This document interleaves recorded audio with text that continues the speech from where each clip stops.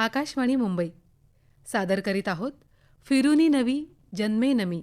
अक्षता आचार्य हिची नेहा खरे यांनी घेतलेली मुलाखत.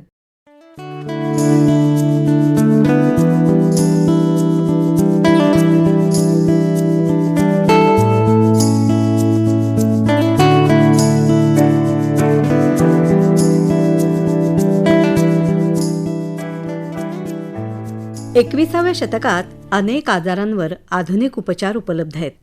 वैज्ञानिक संशोधन बरंच पुढे गेलंय. त्यामुळे विविध आजारांवर मात करणं आता शक्य होतंय. पूर्वीच्या काळी आपल्याकडे म्हटलं जायचं की बाळंतपण म्हणजे बाईचा पुनर्जन्म, किंवा एखादा गंभीर दुर्धर आजार एखाद्या माणसाला झाला आणि त्यातून बरा झाला तो, की आपण म्हणतो की आता जणू पुनर्जन्मच झाला नाही. आपण असा अंदाज करतो की या व्यक्तीला कर्करोग झालेला असावा. परंतु आज आपण अशा एका तरुणीला भेटणार आहोत जिने वयाच्या 24व्या वर्षी फिरुनी नवी जन्मे नमी असा निर्धार केला आणि तो प्रत्यक्षात आणला. 2 वर्ष तिने एका आजारावर उपचार घेतले आणि आता ती आपलं नॉर्मल, अगदी सर्वसाधारण आयुष्य मजेने जगते आणि त्याबरोबरीनेच या आजाराविषयी जनजागृती करते. माझ्या हातामध्ये हे इंग्रजी पुस्तक आहे, एक्लिप्स्ड, अर्थात ग्रहण, पण ते ग्रहण आता संपलेलं आहे, त्याची ही कहाणी आहे.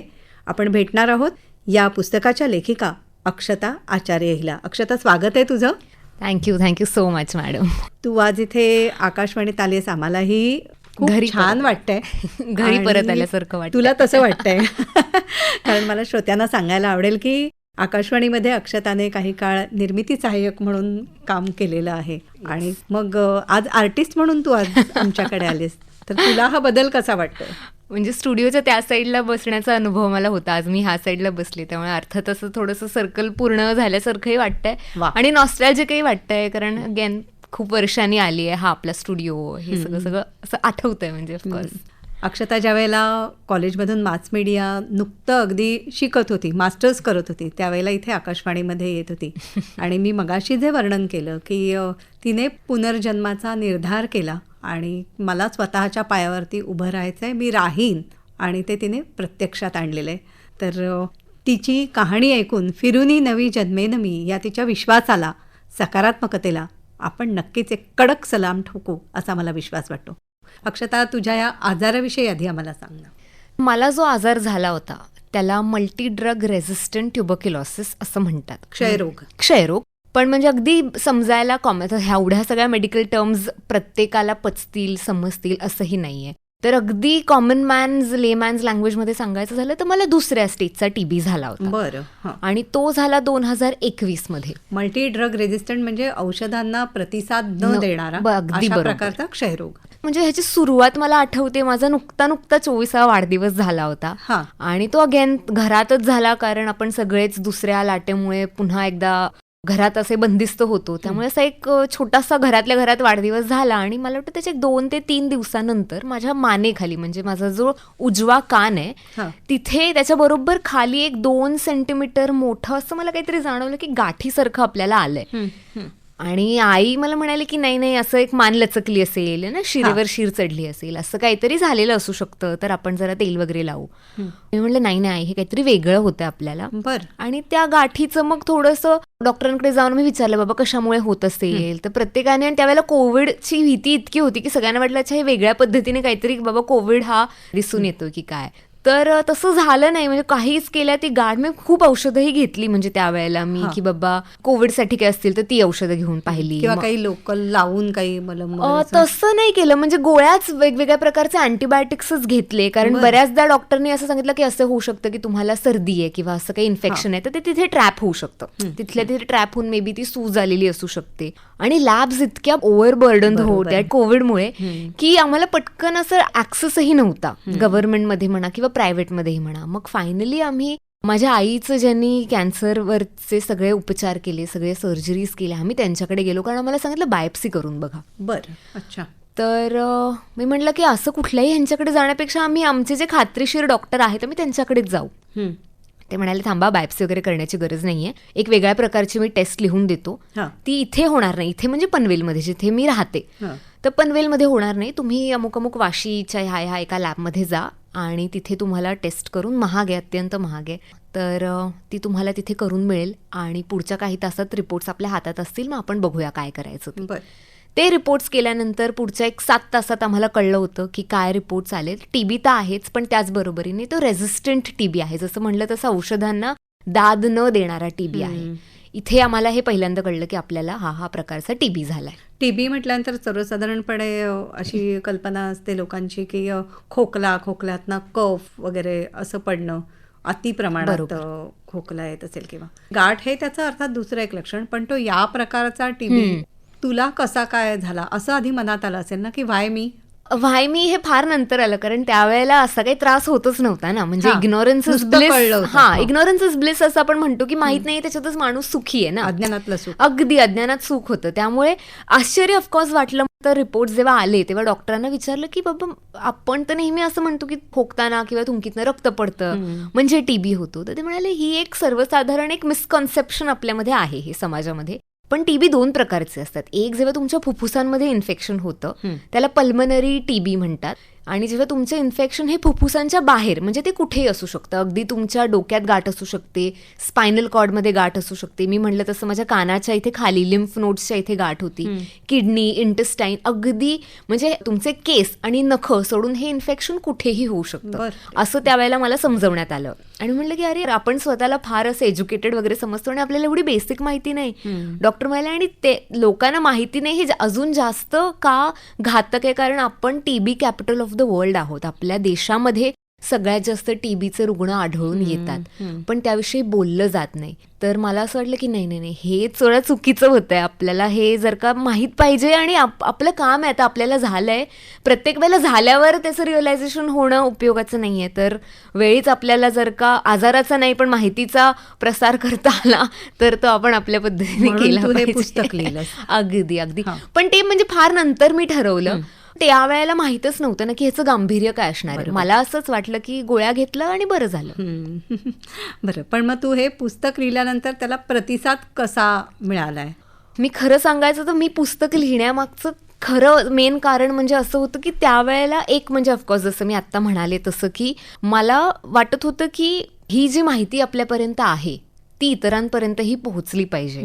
प्रत्येकाला मला झाल्यानंतरच मला कळलं असं नको व्हायला, हे त्याचं पहिलं कारण होतं. आणि दुसरं कारण म्हणजे जसे जसे माझ्या आजारपणातले कॉम्प्लिकेशन्स येत गेले तस नुसत्याच आजारपणाच्या फ्रंटवर नाही तर प्रोफेशनल आयुष्यातही मानसिक म्हणजे जेव्हा फिजिकल हेल्थ, मेंटल हेल्थ, तुमचं एक सोसायटल लाईफ आणि तुमचं प्रोफेशनल लाईफ हे जे सगळंच डिस्टर्ब झालं त्याच्यामुळे एक फार उशिरा मला प्रश्न पडला वाय मी. त्यावेळेला मला असं वाटलं की नाही मग आपण अजून ह्याच्यामध्येच आपण न राहता की अरे बाबा चला मी आता एक सेल्फ पिटीच्या त्या शेलमध्ये न राहता मला ह्यातनं जर बाहेर पडायचं असेल तर मला बाहेर पडून बघितलं पाहिजे की ह्याच्यापेक्षा जास्त दुःख कोणाच्या आयुष्यात आहे, ह्याच्यापेक्षा जास्त कोणी मात केले ह्या आजारावर. आणि मी अशा स्टोरीज जेव्हा बघायला लागले तेव्हा मला असं वाटलं की अरे आपण थोडे फॉर्च्युनेट आहोत. आणि जर का आपण फॉर्च्युनेट आहोत आणि आपल्याकडे आवाज आहे, आपल्याकडे प्रिव्हिलेज आहे, तर आपण त्याचा वापर केला पाहिजे. कारण आजारपणाच्या काळात कन्फाईंड होते मी, अगदी 4 खोलींमध्ये बंदिस्त होते. तो काळ तुझा जो आहे तो अत्यंत कठीण होता, त्याच्याविषयी आपण बोलणारच आहोत.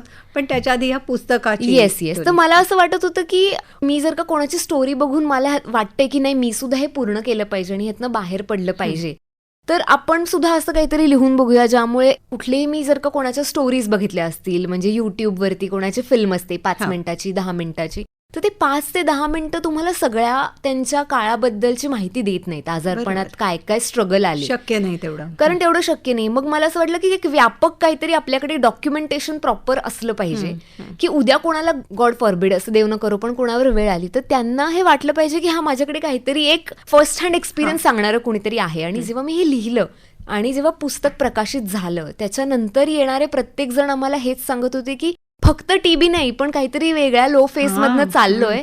तर ते वाचून आम्हाला असं वाटलं की नाही आपण पण हे झटकून टाकूया आणि आपण पण सुद्धा पुन्हा नव्याने पायावर आपल्या उभं राहायला पाहिजे. ही आशा मनामध्ये निर्माण होणं दुसऱ्याच्या, ही फार मोठी गोष्ट आहे नाही का? म्हणजे तू म्हणाली तसं केवळ क्षयरोग नाही पण कुठच्याही आजारपणाचंच संकट नाही, अन्य कुठचंही संकट आलं तरी त्याच्यातनं उभं राहण्यासाठी बळ देणारं असं हे तुझं पुस्तक आहे. आता आम्हाला तुझ्या त्या कठीण काळाविषयी जाणून घेते. 2021 साली वयाच्या 24व्या वर्षी तुला क्षयरोगाचं निदान झालं आणि दुसऱ्या स्टेजचा तो होता. तर मग पुढे तपासण्या आणखी जास्त करत गेलात, म्हणजे ज्यावेळेला कळलं की हा MDR TB आहे, मग त्याच्यानंतर आणखी तपासण्या केल्यात की कसं? म्हणजे पहिले इतकं अज्ञान होतं आम्हाला की आम्हाला डॉक्टरांनी क्लिअर कट सांगितलं की ह्या प्रकारचा जो TB आहे त्याची औषधं इट इज ऑलवेज बेटर की तुम्ही सरकारी दवाखान्यात तुमची ट्रीटमेंट घ्यावी, कारण तिथनंच तुम्हाला बेस्ट औषधं मिळतील. औषधं तिथनं it is always reliable source की तुम्ही तिथनंच घेतलं पाहिजे. तर आम्ही गेलो आणि इतकी मी म्हणजे काहीच मला कल्पना नव्हती की मी सांगितलं हा माझा रिपोर्ट आहे, मला असं TB झालंय, तर मला औषधं द्या.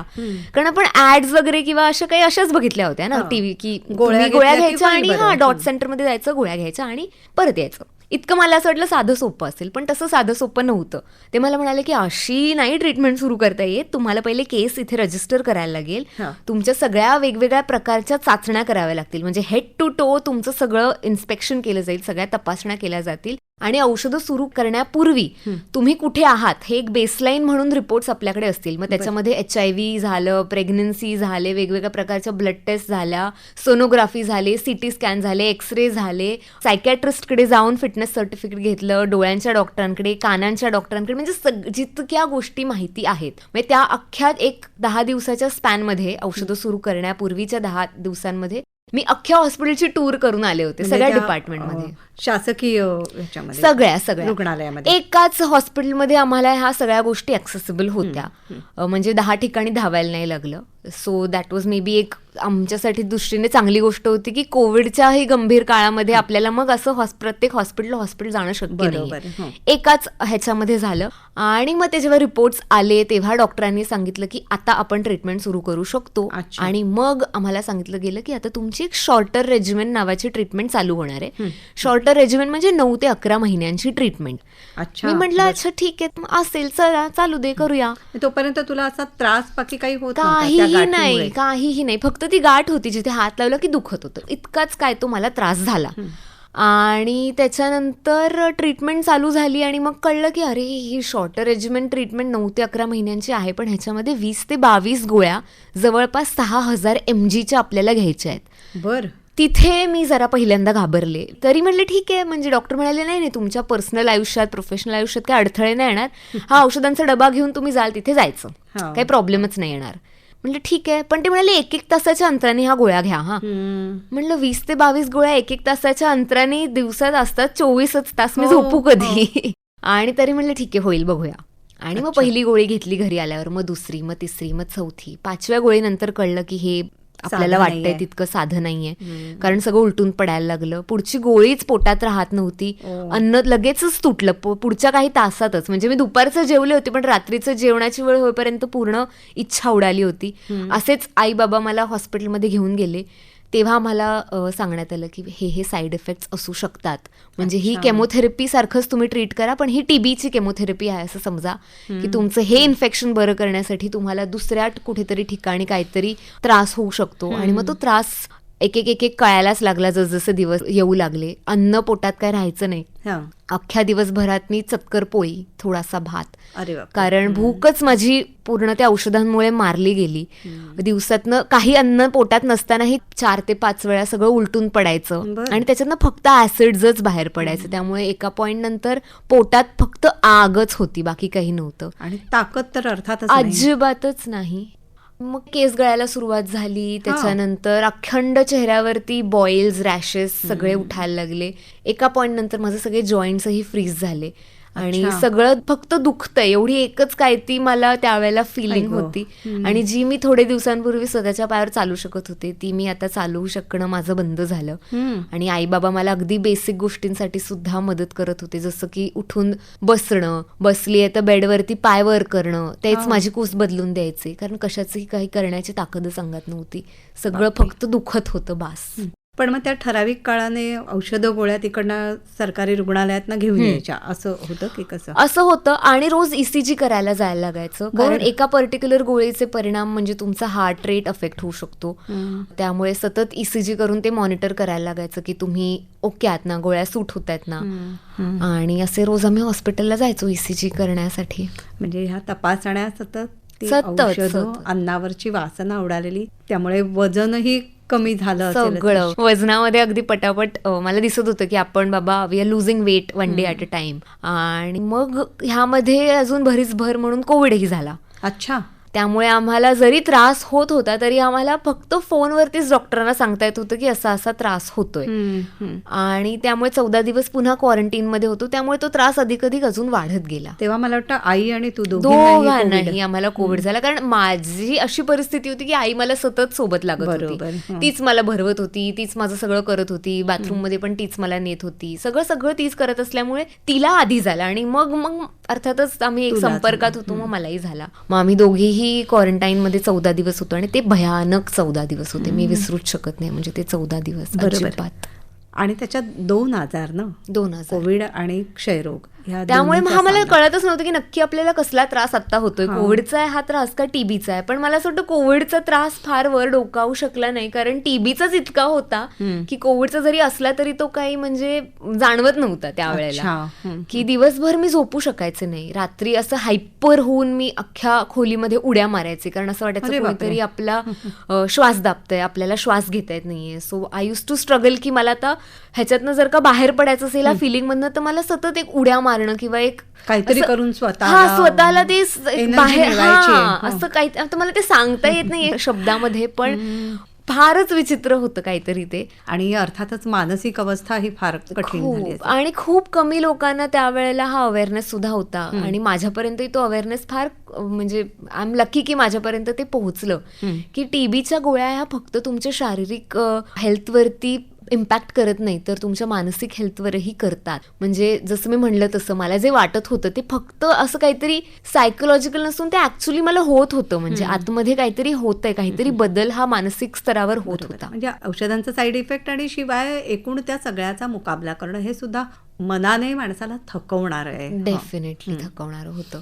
आणि मग 14 दिवसाच्या क्वारंटाईन नंतर आम्ही बाहेर पडलो आणि आई म्हणाली नाही आता मी हॉस्पिटलला येणार आणि आता मला डॉक्टरांशी बोलायचं की हे असं नाही राहू शकत आम्ही, की हिला आम्ही असे जर का उचलून हॉस्पिटलला वगैरे नेतोय तर हे 9 महिने असं, आणि पोटात गोळ्या तरी किती कशा राहत आहेत, कारण सगळंच उलटून पडतंय, म्हणजे गोळ्यांचा परिणाम तरी होतोय की नाही. आणि जेव्हा असे आईबाबा मला हॉस्पिटलमध्ये घेऊन आलेलं डॉक्टरांनी पाहिलं तेव्हा ते म्हणाले की नाही नाही नाही असं हे नॉर्मल नाहीये, तिला जे होतंय ते आपण गोळ्या बदलू, आपण ट्रीटमेंटच बदलू. मग ती 9 ते 11 महिन्यांची ट्रीटमेंट ते म्हणाले आपण एक्सटेंड करू 18 ते 24 महिने, पण ह्याच्यामध्ये तुझ्या गोळ्याच बदलतील आणि कमी पॉवरच्या गोळ्या असतील, म्हणजे तुमचा ट्रीटमेंटचा कालावधी वाढेल आणि नंबर ऑफ गोळ्या ज्या एका दिवसात तुम्हाला घ्यायच्या त्या कमी होतील. तर पहिले तर मी म्हटलं की नाही नाही हे मी 2 वर्ष कसं असं करू. पण मग त्यांनी मला ब्राईटर साईड दाखवली की पण तुला दिवसाला घेण्याच्या गोळ्या तर कमी होत आहेत.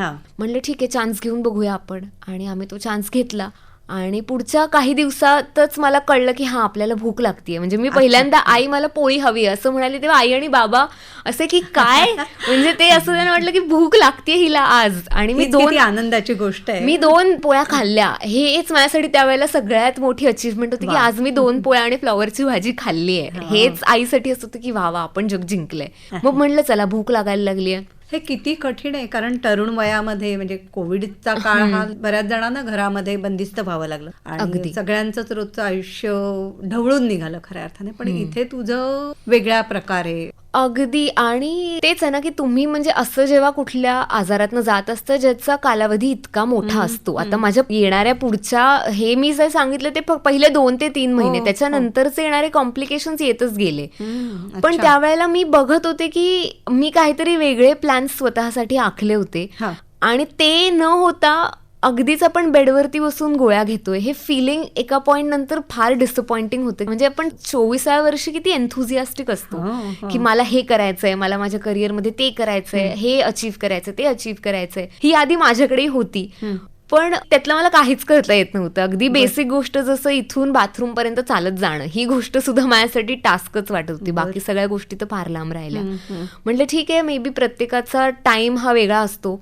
आईने मला फार सुंदर गोष्ट सांगितली त्यावेळेला की अक्षता तू ना आत्ता म्हणजे तुला जे वाटतंय ते इतर लोक तेच करतायत जे ह्या वयात केलं गेलं पाहिजे.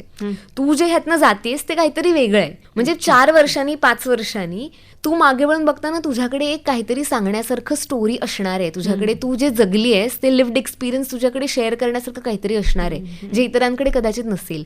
या अर्थाने विचार करून बघ की तुला हा काळ टेस्टिंगचा काळ आहे, ह्यातनं छान पद्धतीने बाहेर यायचं आणि नवीन काहीतरी सुरुवात करायची. हा एक दृष्टिकोन तुला घरच्यांनी एका परीने मन वळवणं हे कठीण आहे पण डेफिनेटली. आणि ती मला म्हणाली तू फार लांबचा विचार आता करू नकोस, तू one day at a time जा, की आजचा दिवस मला बेस्ट घालवायचा आहे आणि आत्ता रडावंसं वाटतंय तर मी आत्ता रडणार आणि मोकळी होणार. त्या कुढत बसण्याने अजून 4 दिवस पुढचे मी, म्हणजे ही फेक पॉझिटिव्हिटी किंवा फॉल्स पॉझिटिव्हिटी आपण नाही असं आपल्या घरामध्ये करायचंय.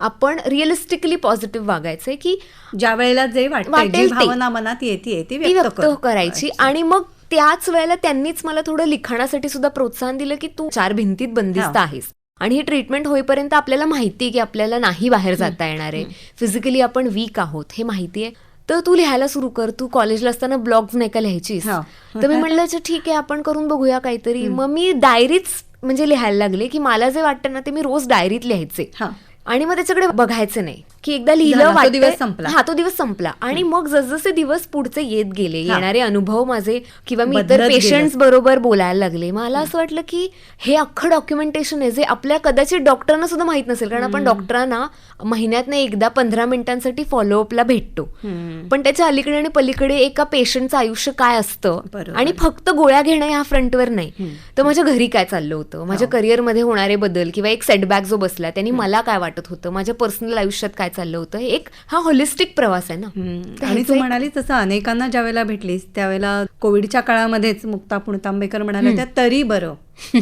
नक्की. म्हणजे इतरांचं आयुष्य बघताना त्यांचे प्रॉब्लेम्स ते खूप मोठे, म्हणजे तुझाही ऐकताना आमच्या दृष्टीने ते फारच अवघड आहे, पण तुला त्याहून अवघड गोष्टी दिसल्या. त्या लोकांशी मी बोलले आणि मला असं वाटलं की आता किमान माझ्या डोक्यावर छत आहे, मला 2 वेळा आई वडील आहेत सोबत, आता फक्त आपण जगूया, आता बाकीचा विचार नको करूया, आता बाकीच्या गोष्टी वेळ आली की होतीलच. तर आपण आता जे नाहीये त्याच्याकडे बघत बसण्यापेक्षा जे आहे त्याच्यासाठी ग्रॅटिट्यूड थोडासा आपण व्यक्त करत राहायला पाहिजे. कारण प्रत्येक वेळेला आपल्याला आपण बघतोय बाहेरच्या लोकांकडे त्या बेसिक गोष्टी नाहीयेत ज्या आपल्याकडे आहेत. म्हणजे मला आठवतं एक मुलगा फार असा हताश होऊन मला म्हणाला होता, जो माझ्या पुस्तकाच्या प्रकाशनाच्या वेळी आला होता, तो त्यावेळेला ट्रीटमेंट त्याची चालू होती आणि मी ठरवलं होतं पुस्तकाचं प्रकाशन फक्त आपण नाही करायचं, आता जे लोक ह्यातनं चाललेत आपण त्यांच्या हस्ते ह्या गोष्टीचं प्रकाशन करायचं. कारण हा प्रवास म्हणजे रेप्रेझेंटेशन फक्त माझं आहे पण त्या मागे सगळ्यांचा हात आहे. तर ते जे पेशंट्स त्यावेळेला होते त्या सगळ्यांच्या हस्ते मी पुस्तकाचं प्रकाशन केलं आणि त्यावेळेला तो मुलगा मला म्हणाला की Akshata you are so lucky no. म्हणलं वाय? तो म्हणाला your parents validate your disease. म्हणजे तुझे आई वडील तुला जे झालंय त्याला असं झटकून नाही टाकत आहेत, त्यांना कळतंय की तू ज्यातनं गेलीयस ते काहीतरी गंभीर आहे आणि ते किमान लक्ष देत आहेत तुझ्याकडे, तुला जे वाटतंय ते झटकून टाक, काही नाही होत असं नाही म्हणत आहे. ते म्हणाले माझ्या घरी असं कोणी नाहीच जे मला सपोर्ट करेल. मला असं वाटलं हा आपल्या घरातनं सपोर्ट मिळतो ही तरी किती मोठी गोष्ट आहे. आणि त्याच्यामध्ये तुझ्या आईची कमाल म्हणजे त्या स्वतः कॅन्सर पेशंट आणि त्यांचीही मला वाटतं एक सर्जरी होणार होती. अगदी त्यावेळेला म्हणजे आई कॅन्सर फेजमधून बाहेर आली होती, त्यावेळेला शी वॉज नॉट बॅटलिंग कॅन्सर. म्हणजे 2020 लॉकडाऊनमध्ये तिला त्याचं निदान झालं, ती त्यातनं उत्तमरित्या बाहेर आली. आई बाहेर आल्यानंतर सुद्धा आम्हाला आमच्या डोक्यात होतं की एक आपण प्रिकॉशन म्हणून तिची एक सर्जरी करूया ज्याच्यामध्ये ओव्हरीज रिमूव्ह करतात, की आपल्याला पुढे काही आपल्याला त्रासच नको, काही भानगडच नको, आपण ही ऑपरेशन हे करून टाकूया. आणि त्या ऑपरेशनच्या प्लॅनिंगच्या काळात माझं आजारपण आउट ऑफ नोवेअर हे वरती डोकावलं आणि मग आमचं सगळं प्लॅनिंगच घरातलं बिघडलं की आता नक्की कोणी कोणाकडे लक्ष द्यायचंय.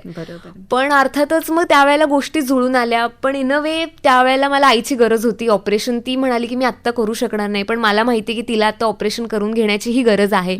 पण बाहेरनं त्यावेळेला कोविडमुळे ऑक्सिजन सिलेंडर्सच अवेलेबल नव्हते, ते बाय डिफॉल्टच पुढे गेलं. आणि मग ते अशा वेळेला प्लॅन झालं ज्या वेळेला मी थोडीशी नॉर्मल झाली, मला थोडं थोडं चालता येत होतं, मला जेवण जायला लागलं होतं, माझी ही ट्रीटमेंट बदलून नवीन ट्रीटमेंट सुरू झाल्यानंतर आईचं ऑपरेशन सुरळीतपणे पार पडलं. म्हणजे गोष्टी तरल्या, यु नो, काहीतरी मार्ग निघत जातो त्याच्यात, निघत गेला एक एक गोष्ट. आणि याच्यात अर्थात तुझी परीक्षा म्हणजे तू स्वतः हे सगळं भोगत होतीस आणि आई वडिलांना हे सगळं आपल्या बघायला होताना पाहणं हे अधिक त्रासाचं आहे. अगदी त्यांची परीक्षा ही फार मोठी असेल. म्हणजे माझ्या पुस्तकात एक वाक्य आहे की म्हणजे even if I was a patient, the phase taught me what it means to be patient. आपल्याला पेशन्सनी काम घेणं गरजेचं आहे, हे कुठेतरी संयम कसा ठेवायचा हे मला कुठेतरी कळलं की ठीक आहे, सगळं आत्ता राईट हिअर राईट नाव नाही होत, प्रत्येक गोष्टीची वेळ असते. आणि मी दोन्ही साईडनी गोष्टी अनुभवल्या होत्या ना. आई त्याच्यातनं जात असताना तिच्या आजारपणातनं मी गोष्टी बघत होते, म्हणजे तिला सफर होताना बघत होते, आणि त्याच्या पुढच्या काही 6 महिन्यातच ते मला सफर होताना बघत होते. आणि मला कायम असं वाटलं की कोणाला तरी ते सफर होताना बघणं हे जास्त पेनफुल असतं कायमच, कारण तुम्ही इमॅजिन करत राहता ना, आता हे होत असेल तिला, हे होत असेल तिला, अंदाज लावत असतो फक्त आपण. आणि ते जास्त पेनफुल आहे. त्यामुळे मी म्हणलं तसं की आईबाबांसाठी हा काळ जास्त पेनफुल होता. आणि बाबांचं तर मला अजूनही असं वाटतं की त्यांनी म्हणजे आईचं बघितलं, मला तेच सगळीकडे हॉस्पिटलमध्ये धावधाव करत नेत होते, त्यांनी किती गोष्टी बघायच्या, किती त्यांनी सफर करायचं. पण ही कुटुंबाची साथ मिळणं अशा कुठच्याही अडचणीच्या वेळेला हे फार महत्वाचं ठरतं. बरं, पण मग पुढे तुझी ट्रीटमेंट ही 2 वर्ष चालली आणि त्या गोळ्या नियमित मग तू घेत होतीस. पण मग घराच्या बाहेर पडणं सुद्धा सुरुवातीला शक्य नव्हतं, म्हणजे तरुण वयामध्ये आपल्या मित्रमैत्रिणींना भेटू वगैरे असं खूप असतं. मग त्यांच्याशी संपर्क काय फोनवर ना हळूहळू ठेवायला लागलीस का सुरुवातीला नको असंच वाटत होतं? सुरुवातीला अजिबात कोणाशी बोलू नये असंच वाटत होतं की मला आता नाही बोलायचं कोणाशी, मला आता एकटीला बसून रडावंसं वाटतंय, एवढंच मला वाटत होतं. म्हणजे की मला का झालं ह्यामुळे नाही, काय कारण हेच कळत नव्हतं, की आपल्याला का रडायला येतंय हेच कळत नव्हतं. आणि मग गोष्टी जसं मी म्हटलं तसं कॉम्प्लिकेशन्स थोडे येत गेले. मग माझं थोडं बोन मॅरोचा इश्यू झाला, त्यामुळे माझ्या शरीरात रक्त बनणंच बंद झालं होतं किंवा कमी प्रमाणात रक्त बनत गेलं. त्याच्या पुढच्या 3 महिन्यानंतर एका गोळीच्या साईड इफेक्टमुळे मी पूर्णपणे व्हीलचेअरवर होते, की माझ्या नसाच सडल्या होत्या पायाच्या. मग बाहेर पडणं म्हणजे वेगवेगळ्या कारणांमुळे माझं बाहेर पडणं बंद होत गेलं. पण ह्या अख्ख्या काळामध्ये जे कोणी माझे ठराविक मित्रमैत्रिणी होते, मग ते कधी मला जे आवडेल ते माझ्या आवडीचं जेवण घेऊन यायचे, किंवा मी म्हणते तसं सपोर्ट हा फक्त ये बाई मी तुला खांदा देते रडायला असा नव्हता. त्यांना माहिती आहे ना मी आता घरामध्ये आहे, की मी अभिनय करू शकत नाहीये, मला बाहेर पडता येत नाहीये. मग ते मला लिखाणाच्या छोट्या छोट्या असाइनमेंट द्यायला लागली, की आमच्याकडे ही असाइनमेंट आहे, तू करू शकतेस काही, व्यवस्थित चांगलं पेमेंट सुद्धा आहे. म्हणजे मला असं वाटतं सपोर्ट हा असतो ना प्रत्येक वेळेला, की अगं बाई तुला काय असं न होता एक त्यांना माहितीये मला कसली गरज आहे, आणि त्यांना माहिती की माझं डोकं हे रिकामं घरात बसून असं गंज लागायला नकोय त्याला. तसं मी तो लागू देत नव्हतं, कारण सतत वाचन वगैरे काही ना काहीतरी सुरू होतं. पण आजाराची पण माहिती एकीकडे स्वतः मिळवत होतीस.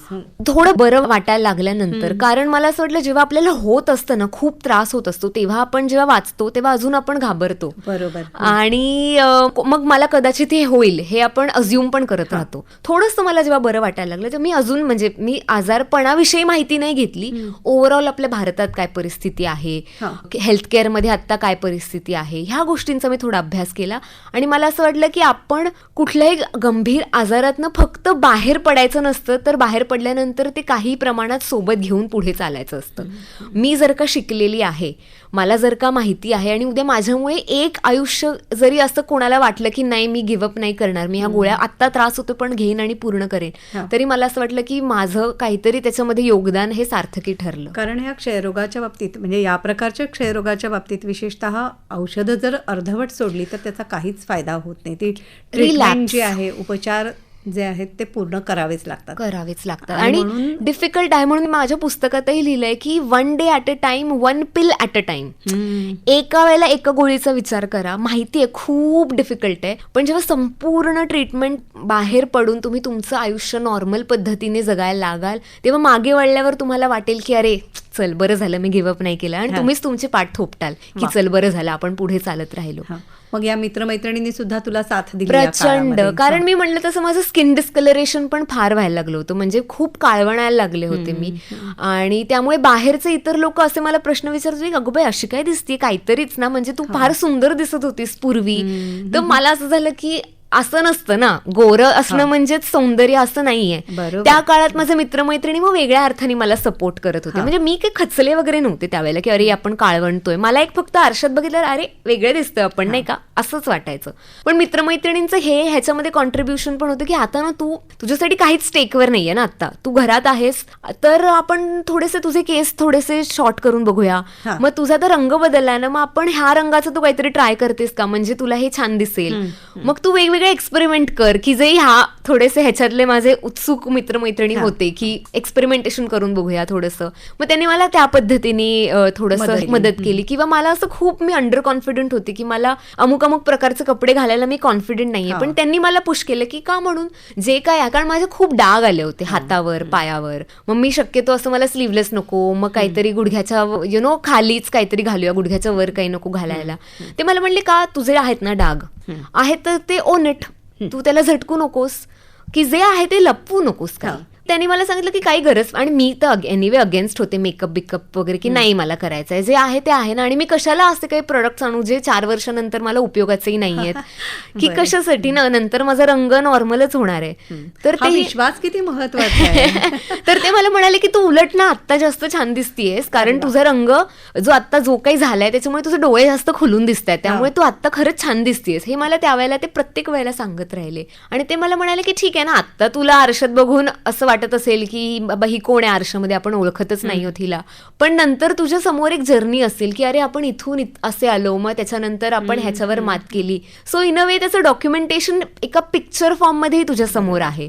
मग आम्ही डॉक्युमेंटरी सुद्धा शूट केली. म्हणजे आयुष्याचे वेगवेगळे रंग आपण म्हणतो ते तू प्रत्यक्षात चेहऱ्यावर अंगावरही ते पाहिले. अगदी. आणि आता मला श्रोत्यांना सांगायला आवडेल की अक्षता पूर्वीसारखीच अतिशय सुंदर गोड दिसते, आणि त्वचेचा रंग सुद्धा आधी सारखाच पूर्ण उजळलेला आहे. अगदी. आणि तू म्हणालीस तसं अर्थातच काळं असणं म्हणजे काही कमीपणा नाहीये, पण मला ना म्हणजे मला हा इश्यू इतका मोठा वाटत नव्हता, पण तो इतका माझ्यावर बिंबवल्यासारखं झालं की मला कोणीतरी थांबून विचारायचं, जी आमच्या बिल्डिंग मधली ताई होती, की तुला ह्या प्रॉब्लेमचं काहीतरी करायला लागेल, हे फारच होतंय. अर्थातच त्या ताईचं ब्युटी पार्लर होतं, म्हणूनच तिला हे सांगावंसं वाटलं.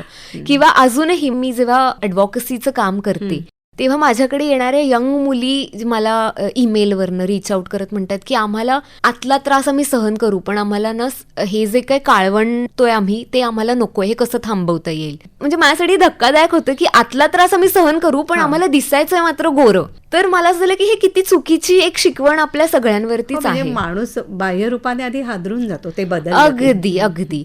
तर मी त्यांना हेच सांगण्याचं काम करते की ठीक आहे, ते होणार आहे परत, ते सगळं पूर्वीसारखं होणार आहे. तुम्हाला आता आतनं परत आधीसारखं व्हायचंय, तुम्हाला जगणं तुमचं चांगलं करायचंय, ह्या आजारातनं मुळात आता बाहेर यायचंय. स्किन डिस्कलरेशन काय त्याच्यानंतर होईलच नॉर्मल, पण कुठेतरी हे थोडंसं मग त्यातनं मी ना छोट्या छोट्या गोष्टी माझ्यात बदल करायला लागले, की कारण मला खटकत होतं ना हे सगळं.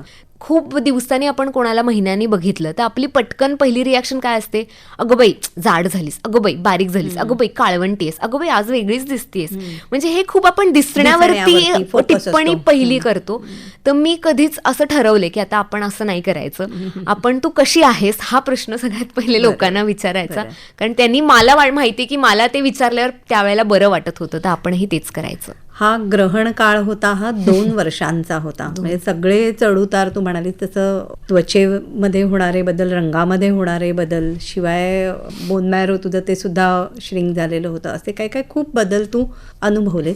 मग हा सगळा ग्रहण काळ संपल्यानंतरचं तुझं आयुष्य हे कसं छान हळूहळू नॉर्मल व्हायला लागलं, त्याविषयी सांग. ग्रहण संपलं फायनली. मी ज्या दिवशी पुस्तक प्रकाशित केलं 3 फेब्रुवारी 2024 ला पुस्तकाचं प्रकाशन झालं, आणि त्यावेळेला मी सगळ्यांना असं डिक्लेअर केलं की आज माझं ग्रहण संपलंय, आता उद्यापासून माझ्या नवीन प्रवासाला सुरुवात होणार आहे. आणि मी म्हटलं तसं मी ठरवलं की मला हे पण करायचं, हे पण करायचं, हे पण करायचंय. पण त्यावेळेला ट्रीटमेंट संपून काहीच महिने झाले होते, तर तसं काही ग्रहण पूर्णपणे नाही संपलं. म्हणजे ह्या सगळ्या औषधांमुळे मी जवळपास 7,000 ते 10,000 औषधं घेतली ह्या काळामध्ये, 2 वर्षाच्या गोळ्या घेतल्या. तर त्यामुळे आंतरिक जे काही त्रास होते, जे काही बदल झाले होते, अंतर्गत जे काही एक झाले होते त्रास, ते हळूहळू वर यायला लागले. जशी माझी इम्युनिटी, मी खूप पटकन आजारी पडायला लागले.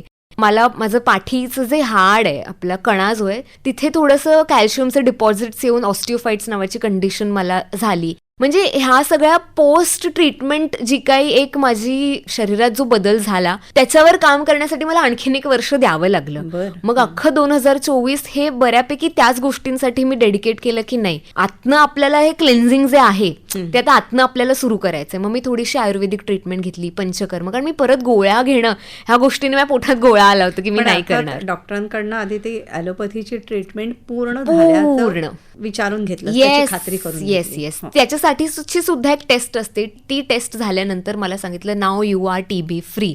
हे शब्द ऐकण्यासाठी मी खूप काळ थांबले होते आणि ते फायनली जेव्हा कानावर पडले तेव्हा मी अशी सुटल्यासारखी झाले होते. पण थोडंसं मला तेव्हा असं सांगण्यात आलं की नाही, मोठी उडी घ्यायची असेल तर 2 पावलं मागे यायला लागतं. आता 2 पावलं मागे ये. पहिले सरसलामत तो पगडी पचास. पहिले आपलं आरोग्य चांगलं असेल तर आपल्याला बाकीच्या गोष्टी करता येतील. मग मला सगळं इन्फेक्शन सुद्धा बाहेर पडायला लागलं ट्रीटमेंट संपल्यानंतर. मग जे मी म्हणलं तसं पाठदुखी असेल किंवा मला इतका खोकला परत झाला की मला भीती वाटली, अरे बापरे खोकला झाला म्हणजे परत काही झालं की काय आपल्याला. पण डॉक्टर म्हणाले नाही, इतकं जे काही तुझी टॉक्सिसिटी आहे ते शरीर आता बाहेर फेकतंय, ती बाहेर निघू दे. आपण पंचकर्म आणि ह्या सगळ्या गोष्टींमधनं ह्याच्यावर हळूहळू उपाय करू. आणि हळूहळू त्या गोष्टी मग नॉर्मलाइज होत गेल्या आणि मग मागच्या वर्षी मी माझ्या कामाला पुन्हा एकदा सुरुवात केली आणि आता सुरू आहे. आता सुरू आहे. अगदी तू म्हणाली सुरुवातीच्या काळात नसेल वाटलं, परंतु हे पुस्तक लिहिताना किंवा त्याच्याही थोडं अलीकडे मनात आलं असेल की अरे का मला हा संसर्ग कुठून झाला, तर त्याविषयी तू डॉक्टरांना विचारलं असेल, तेव्हा काय उत्तर तुला मिळालं?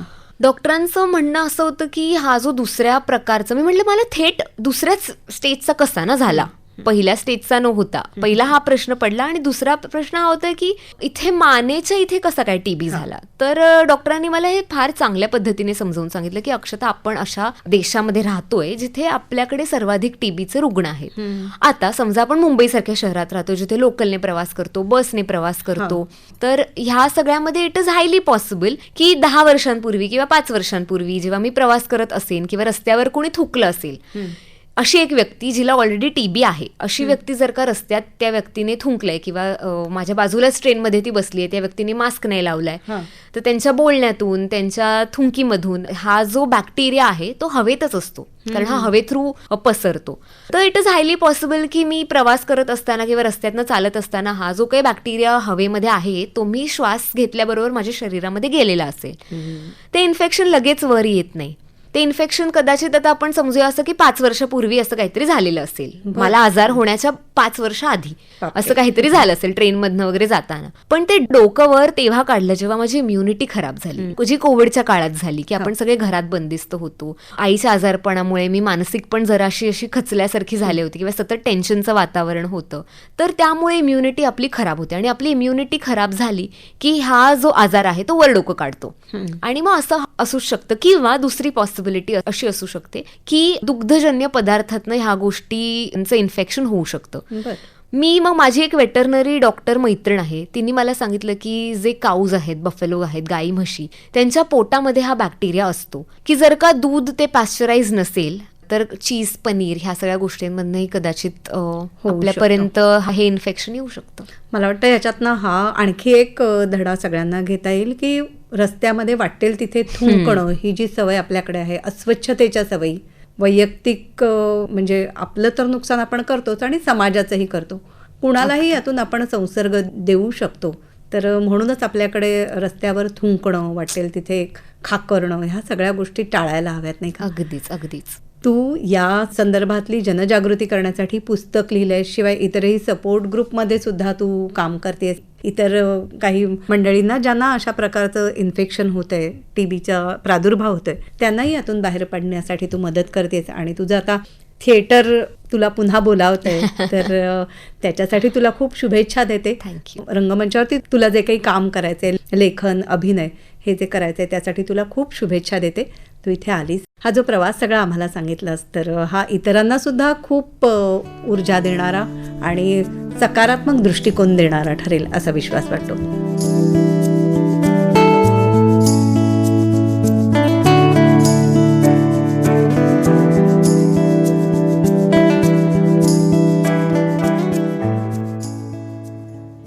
श्रोतेहो, फिरुनी नवी जन्मे नमी अक्षता आचार्य हिची नेहा खरे यांनी घेतलेली मुलाखत आत्ताच आपण ऐकली. ही आकाशवाणी मुंबई केंद्राची निर्मिती होती.